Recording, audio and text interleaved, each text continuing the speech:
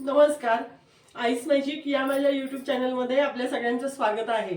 तर आज मी तुम्हाला दाखवणार आहे कारळ्याची चटणी आणि त्यासाठी आपल्याला काय काय साहित्य लागणार आहे ते मी तुम्हाला दाखवते.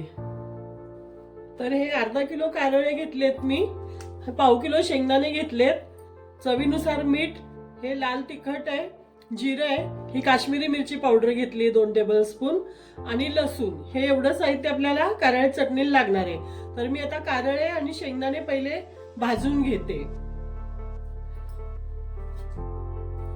तर मी आता शेंगदाणे छान खरपूस भाजून घेते.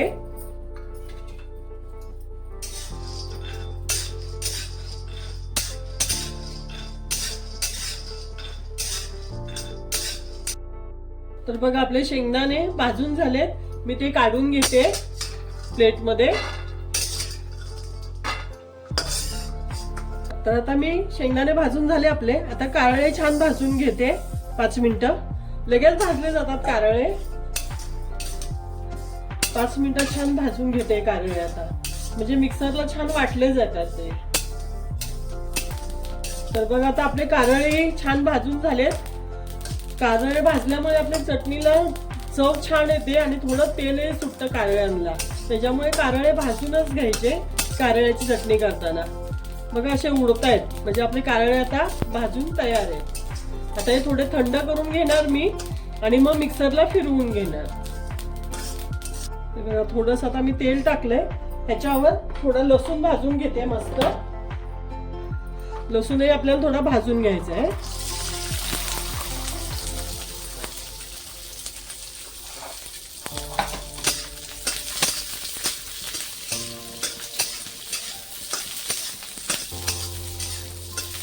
लसूणही बघा आपला कसं मस्त भाजून झालाय.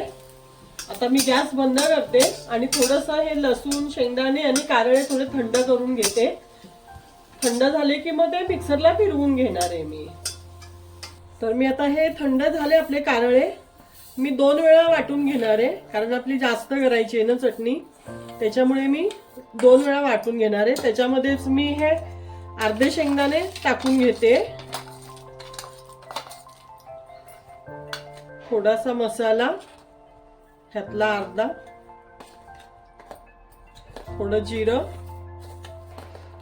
काश्मीरी मिरची आणि हे मीठ. कारण मी 2 वेळा फिरवणार आहे ना, म्हणून अर्धा अर्धा मसाला केलाय मी. जरा थोडं आधी फिरवून घेणार आहे आणि नंतर याच्यामध्ये लसूण ऍड करणार आहे. तर बघा असं हे फिरवून घेतलं मी थोडं. आता ह्याच्यामध्ये लसूण टाकून परत एकदा फिरवून घेणार आहे मी, मग आपली चटणी रेडी होईल खाण्यासाठी. आता ह्याच्यामध्ये मी लसूण टाकून घेते.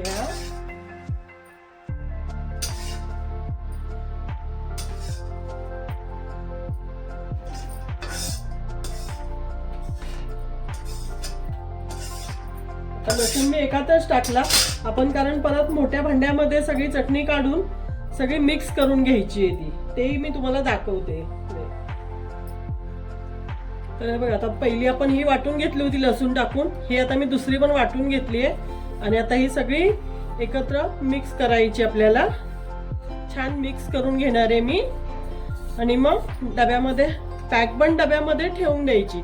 ही चटणी 6 महिने फ्रीज मध्ये ठेवलीत ना तुम्ही, तर ती 6 महिने म्हणलं ना तरी छान राहते चटणी. काही होत नाही चटणीला, अजिबात खराब होत नाही, काही होत नाही. अशी मिक्स करून घेते बघा सगळे आता.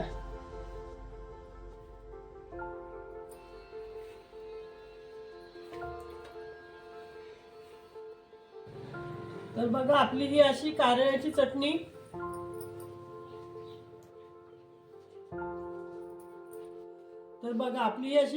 चटणी बनवून खाण्यासाठी तयार आहे. तुम्ही पण बघा बनवून, खूप छान लागते कारळ्याची चटणी भाकरी बरोबर. त्याच्यावर मस्त तेल टाकायचं, कांदा घ्यायचा आणि भाकरी सोबत खायची. करून बघा, खूप छान लागते. माझ्या रेसिपी जर आवडत असतील तर लाईक करा, शेअर करा, सबस्क्राईब करा, माझ्या चॅनलला सपोर्ट करा. धन्यवाद.